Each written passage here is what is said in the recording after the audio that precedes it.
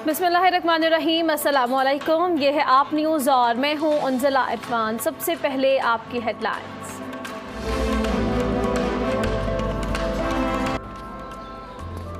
यौम तकबीर कौमी उमंगों का तर्जुमान, मिली यकजहती का तारीख 7 दिन।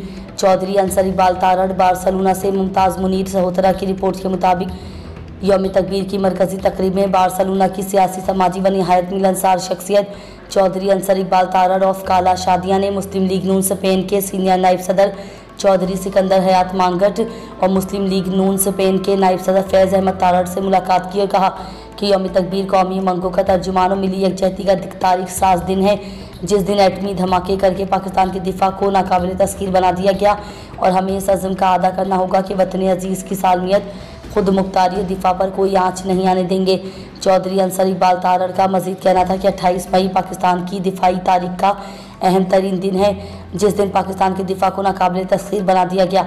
उन्होंने कहा कि 28 मई 1998 को पाकिस्तान के इस तारीखी कारनामे से पूरी कौम का सर फ़ख्र से बुलंद हुआ। यौम तकबीर कौमी उमंगों का तर्जुमान और मिली यकजहती का तारीख 7 दिन है। पाकिस्तान ने तमाम तर दबाव को बालाई ताक रखते हुए एटमी धमाके किए, जिसकी बदौलत आज कोई भी पाक वतन की जानिब मैली आँख से नहीं देख सकता। मजबूत दिफा के लिए पाकिस्तान को इक्तिसादी लिहाज से भी मजबूत बनाना है।